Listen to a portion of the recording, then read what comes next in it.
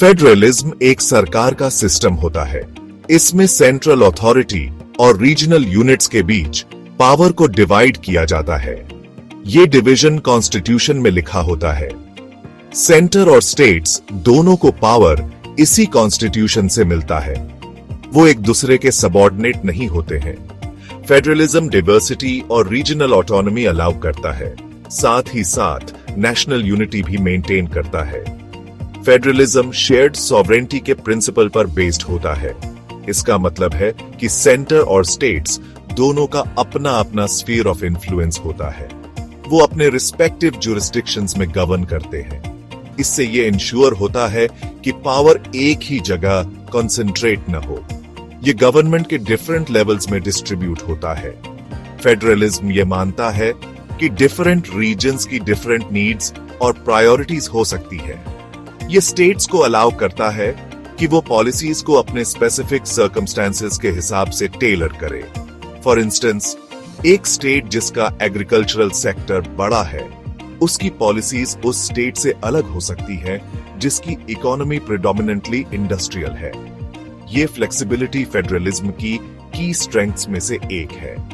However, federalism के लिए एक strong sense of national unity की भी जरूरत होती है। सेंट्रल गवर्नमेंट को नेशनल इंटरेस्ट में एक्ट करने में केपेबल होना चाहिए। उसे यह भी इंश्योर करना चाहिए कि देश की टेरिटोरियल इंटेग्रिटी मेंटेन रहे। स्टेट्स की ऑटोनॉमी और एक स्ट्रॉन्ग सेंटर की नीड के बीच एक डेलिकेट बैलेंस होना चाहिए। इंडिया में कॉन्स्टिट्यूशन पावर को सेंट्रल गवर्नमेंट और स्टेट गवर्नमेंट्स के बीच डिवाइड करता है। ये डिवीजन कॉन्स्टिट्यूशन के 7th शेड्यूल में एनश्राइंड है। ये 3 लिस्ट बताता है: यूनियन लिस्ट, स्टेट लिस्ट और कंकरेंट लिस्ट। यूनियन लिस्ट में नेशनल इंपॉर्टेंस के सब्जेक्ट्स होते हैं, जैसे डिफेंस, फॉरेन अफेयर्स और करेंसी। सेंट्रल गवर्नमेंट के पास इन सब्जेक्ट्स पर एक्सक्लूसिवली लेजिस्लेट करने का पावर होता है। ये नेशनल कंसर्न के मैटर्स में यूनिफॉर्मिटी और कंसिस्टेंसी इंश्योर करता है। स्टेट लिस्ट में ऐसे सब्जेक्ट्स होते हैं जो प्राइमरीली लोकल या रीजनल कंसर्न के होते हैं, जैसे पुलिस, पब्लिक हेल्थ और एग्रीकल्चर। इन सब्जेक्ट्स पर लेजिस्लेट करने की प्राइमरी रिस्पॉन्सिबिलिटी स्टेट गवर्नमेंट्स की होती है। ये स्टेट्स को अलाउ करता है कि वो अपनी पॉपुलेशंस की स्पेसिफिक नीड्स के हिसाब से रिस्पॉन्ड कर सके। कंकरेंट लिस्ट में ऐसे सब्जेक्ट्स होते हैं जिन पर सेंट्रल और स्टेट गवर्नमेंट्स दोनों लेजिस्लेट कर सकते हैं। इन सब्जेक्ट्स में एजुकेशन, फॉरेस्ट्स और क्रिमिनल लॉ शामिल है। कॉन्फ्लिक्ट की सिचुएशन में सेंट्रल गवर्नमेंट द्वारा बनाया गया लॉ प्रिवेल करता है। हाउएवर, ये कॉन्करेंट जुरिस्डिक्शन सेंटर और स्टेट्स के बीच कोऑपरेशन और कोऑर्डिनेशन अलाउ करता है। इंडियन फेडरलिज्म की रूट्स कॉलोनियल पीरियड तक ट्रेस की जा सकती है। ब्रिटिश रूल ने इंडिया में गवर्नेंस का एक सेंट्रलाइज्ड सिस्टम इंट्रोड्यूस करवाया था।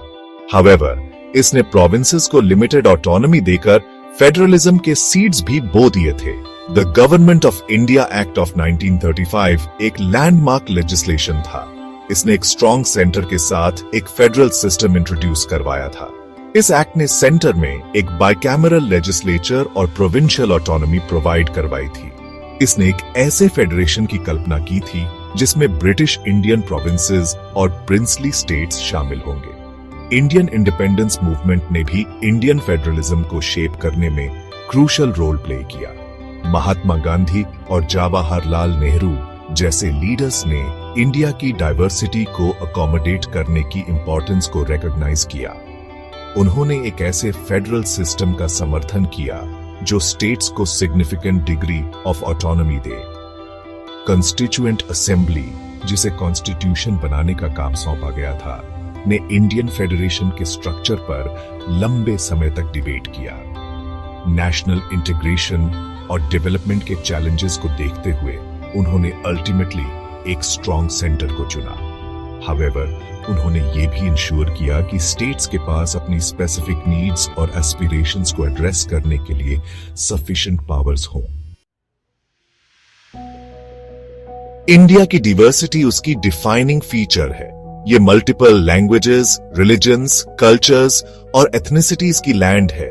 इस डिवर्स नेशन को एक साथ जोड़े रखने में फेडरलिज्म ने एक पिवटल रोल प्ले किया है। इसने डिफरेंट रीजन्स को अपनी यूनिक आइडेंटिटीज रिटेन करने की परमिशन दी है और साथ ही साथ नेशनल यूनिटी के सेंस को भी फॉस्टर किया है। फेडरलिज्म इंडिया में डेमोक्रेटिक गवर्नेंस को प्रमोट करने में भी इंस्ट्रूमेंटल रहा है। इसने पावर को डिसेंट्रलाइज्ड किया है और उसे लोगों के और करीब लाया है। इससे पॉलिटिकल प्रोसेस में सिटीजन पार्टिसिपेशन बढ़ा है। इसने इलेक्टेड रिप्रेजेंटेटिव्स में ओनरशिप और अकाउंटेबिलिटी के सेंस को भी फॉस्टर किया है। स्टेट्स को रीजनल एस्पिरेशंस को एड्रेस करने के लिए एम्पावर करके फेडरलिज्म ने सोशल और पॉलिटिकल टेंशंस को कम करने में हेल्प की है। इसने डिसेंट के लिए एक सेफ्टी वाल्व प्रोवाइड किया है और कॉन्फ्लिक्ट्स के पीसफुल रेजोल्यूशन को अलाउ किया है। ये इंडिया जैसे डाइवर्स और कॉम्प्लेक्स देश में पार्टिकुलरली इंपॉर्टेंट रहा है। फर्दरमोर, फेडरलिज्म ने स्टेट्स को अपनी स्पेसिफिक नीड्स और प्रायोरिटीज के हिसाब से पॉलिसीज को टेलर करने की परमिशन देकर इकोनॉमिक डेवलपमेंट को फैसिलिटेट किया है। स्टेट्स ने इन्वेस्टमेंट अट्रैक्ट करने और इकोनॉमिक ग्रोथ को प्रमोट करने के लिए एक दूसरे के साथ कम्पीट किया है। इस कम्पेटिटिव फेडरलिज्म ने इंडिया की ओवरऑल इकोनॉमिक प्रोग्रेस में कंट्रीब्यूट किया है। Section 5, the blueprint of Indian federalism, key constitutional provisions. Indian constitution federalism के लिए एक रोबस्ट फ्रेमवर्क ले करता है। यह पावर्स के डिस्ट्रीब्यूशन, सेंटर और स्टेट्स के बीच रिलेशनशिप और डिस्प्यूट्स को रिजॉल्व करने के मैकेनिज्म्स को आउटलाइन करता है। कॉन्स्टिट्यूशन एक ड्यूअल पॉलिटी एस्टैब्लिश करता है। इसका मतलब है कि सेंटर और स्टेट्स में अलग अलग गवर्नमेंट्स होते हैं। गवर्नमेंट का हर लेवल अपनी लेजिटिमेसी डायरेक्टली कॉन्स्टिट्यूशन से डिराइव करता है। वो एक दूसरे के सबऑर्डिनेट नहीं होते हैं, बल्कि अपने रिस्पेक्टिव स्फीयर्स के अंदर कोऑर्डिनेट और कोऑपरेट करते हैं। सेंटर और स्टेट्स के बीच पावर्स का डिवीजन कॉन्स्टिट्यूशन के 7th शेड्यूल में एनश्राइंड है। ये schedule union list, state list और कंकरेंट लिस्ट को आउटलाइन करता है। लेजिस्लेटिव पावर्स का ये डिवीजन इंश्योर करता है कि सेंटर और स्टेट्स दोनों के पास अपनी रिस्पॉन्सिबिलिटीज को पूरा करने के लिए नेसेसरी अथॉरिटी हो। कॉन्स्टिट्यूशन सेंटर में एक बाइकैमरल लेजिस्लेचर भी प्रोवाइड करता है, जिसमें लोकसभा और राज्यसभा होते हैं। लोकसभा पूरे इंडिया के लोगों को रिप्रेजेंट करती है, जबकि राज्यसभा स्टेट्स को रिप्रेजेंट करती है। ये बिकैमरल सिस्टम इंश्योर करता है कि लेजिस्लेटिव प्रोसेस में नेशन और स्टेट्स दोनों के इंटरेस्ट्स का ध्यान रखा जाए। Section 6, A centralizing tendency unitary features of the Indian Constitution। हालांकि इंडियन कॉन्स्टिट्यूशन एक फेडरल सिस्टम एस्टैब्लिश करता है, लेकिन इसमें कई यूनिटरी फीचर्स भी शामिल हैं। ये फीचर्स नेशनल यूनिटी और इंटेग्रिटी को मेंटेन करने के लिए डिजाइन्ड हैं, खासकर क्राइसिस या इमरजेंसी के टाइम में। सबसे सिग्निफिकेंट यूनिटरी फीचर्स में से एक पार्लियामेंट का पावर है कि वो किसी भी सब्जेक्ट पर लेजिस्लेट कर सकता है, जिसमें स्टेट लिस्ट में लिस्टेड सब्जेक्ट्स भी शामिल हैं। इस पावर का इस्तेमाल सर्टेन सर्कमस्टांसेस में किया जा सकता है, जैसे नेशनल इमरजेंसी के दौरान। कॉन्स्टिट्यूशन एक यूनिफाइड जुडिशरी भी प्रोवाइड करता है, जिसके एपेक्स पर सुप्रीम कोर्ट होता है। सुप्रीम कोर्ट कॉन्स्टिट्यूशन का गार्डियन और सेंटर और स्टेट्स के बीच डिस्प्यूट्स का आर्बिटर होता है। इसके जजमेंट्स इंडिया की सभी कोर्ट्स पर बाइंडिंग होते हैं। कॉन्स्टिट्यूशन सभी इंडियंस के लिए सिंगल सिटीजनशिप प्रोवाइड करता है, चाहे वो किसी भी स्टेट में रिजाइड करते हो। ये नेशनल आइडेंटिटी के सेंस को फॉस्टर करता है और सिटीजन्स के बीच यूनिटी को प्रमोट करता है। ये इंश्योर करता है कि सभी सिटीजन्स को सेम फंडामेंटल राइट्स मिले और वो सेम ड्यूटीज के अधीन हो। Furthermore, constitution all India services provide करता है, जिनके ऑफिसर्स सेंट्रल और स्टेट गवर्नमेंट्स दोनों को सर्व करते हैं। ये पूरे देश में की सर्विसेज के एडमिनिस्ट्रेशन में यूनिफॉर्मिटी और एफिशिएंसी इंश्योर करता है। Section 7, Quasi-Federalism, a unique blend of centralization and decentralization। Indian constitution को अक्सर क्वाजी फेडरल बताया जाता है। ऐसा इसलिए है क्योंकि ये फेडरलिज्म और यूनिटरी सिस्टम्स ऑफ गवर्नमेंट दोनों के फीचर्स को कंबाइन करता है। ये यूनिक ब्लेंड इंडिया की हिस्टोरिकल, सोशल और पॉलिटिकल रियलिटीज को रिफ्लेक्ट करता है। इंडियन कॉन्स्टिट्यूशन के फ्रेमर्स ने न्यूली इंडिपेंडेंट नेशन को एक साथ जोड़े रखने के लिए एक स्ट्रॉन्ग सेंटर की नीड को रिकॉग्नाइज किया। उन्होंने इंडिया की डाइवर्सिटी को अकोमोडेट करने और स्टेट्स को सिग्निफिकेंट डिग्री ऑफ ऑटोनॉमी देने की इंपॉर्टेंस को भी रिकॉग्नाइज किया।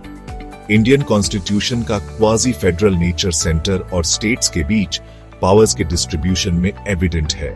हालांकि कॉन्स्टिट्यूशन पावर्स का डिवीजन प्रोवाइड करता है, लेकिन ये सर्टेन एरियाज में सेंट्रल गवर्नमेंट को ओवरराइडिंग पावर्स भी देता है। कॉन्स्टिट्यूशन के इमरजेंसी प्रोविजंस इंडियन सिस्टम के क्वाजी फेडरल नेचर को और इलस्ट्रेट करते हैं। नेशनल इमरजेंसी के दौरान सेंटर के पास ज्यादा पावर्स आ जाते हैं और फेडरल स्ट्रक्चर को टेम्पोरेरीली सस्पेंड किया जा सकता है। Section 8 navigating the challenges centre state relations in India. Centre state relations independence के बाद से इंडियन पॉलिटिक्स का एक डिफाइनिंग फीचर रहे हैं। कॉन्स्टिट्यूशन के क्वाजी फेडरल नेचर के कारण सेंटर और स्टेट्स के बीच पावर के बैलेंस को लेकर लगातार डिबेट्स और नेगोशिएशंस होते रहे हैं। सेंटर स्टेट रिलेशंस में मेजर चैलेंजेस में से एक फिस्कल फेडरलिज्म का इश्यू रहा है। Central government majority revenue collect करता है, जबकि स्टेट्स के पास एक्सपेंडिचर की ज्यादा रिस्पॉन्सिबिलिटीज होती है। ये वर्टिकल फिस्कल इम्बैलेंस सेंटर और स्टेट्स के बीच टेंशन का सोर्स रहा है। गवर्नर्स की अपॉइंटमेंट, जो स्टेट्स में प्रेसिडेंट के रिप्रेजेंटेटिव्स होते हैं, भी एक कंटेंशियस इश्यू रहा है। गवर्नर्स की अपॉइंटमेंट सेंट्रल गवर्नमेंट द्वारा की जाती है और उनका रोल अक्सर स्टेट्स में सेंटर के अथॉरिटी के एक्सटेंशन के रूप में देखा जाता है। इन चैलेंजेस के बावजूद इंडिया में सेंटर स्टेट रिलेशंस समय के साथ इवॉल्व हुए हैं। कोऑपरेटिव फेडरलिज्म की नीड को लेकर एक ग्रोइंग रिकॉग्निशन हुई है। इससे सेंटर और स्टेट्स के बीच डायलॉग और कोऑपरेशन को फैसिलिटेट करने के लिए इंस्टीट्यूशनल मैकेनिज्म्स एस्टैब्लिश हुए हैं, जैसे इंटरस्टेट काउंसिल और GST council. Section 9 the enduring legacy federalism and the future of India. Federalism independence के बाद से इंडिया के डेमोक्रेसी और डेवलपमेंट का एक कॉर्नरस्टोन रहा है। इसने देश को अपनी डाइवर्सिटी मैनेज करने, डेमोक्रेटिक गवर्नेंस को प्रमोट करने और इकोनॉमिक ग्रोथ को फॉस्टर करने में अलाउ किया है। हाउएवर, इंडियन फेडरल सिस्टम को अभी भी चैलेंजेस का सामना करना पड़ रहा है। इनमें fiscal federalism, centre state relations और रीजनल पार्टीज के राइज से रिलेटेड इश्यूज शामिल हैं। As India enters a new era, अपने फेडरल सिस्टम को स्ट्रेंथन और रिवाइटलाइज करना एसेंशियल है। इसके लिए कोऑपरेटिव फेडरलिज्म के प्रिंसिपल्स के प्रति रिन्यूड कमिटमेंट, स्टेट्स को पावर्स का ग्रेटर डेवोल्यूशन और इंटर गवर्नमेंटल कोऑर्डिनेशन के लिए एनहांस्ड मैकेनिज्म्स की जरूरत है। इंडिया की डेमोक्रेसी और डेवलपमेंट का फ्यूचर उसके लीडर्स की एबिलिटी पर डिपेंड करता है कि वो उसके फेडरल सिस्टम की कॉम्प्लेक्सिटीज को नेविगेट कर सके। डायलॉग, कोऑपरेशन और म्यूचुअल रिस्पेक्ट के प्रिंसिपल्स को अपनाकर इंडिया एक डाइवर्स और वाइब्रेंट डेमोक्रेसी के रूप में थ्राइव करता रह सकता है।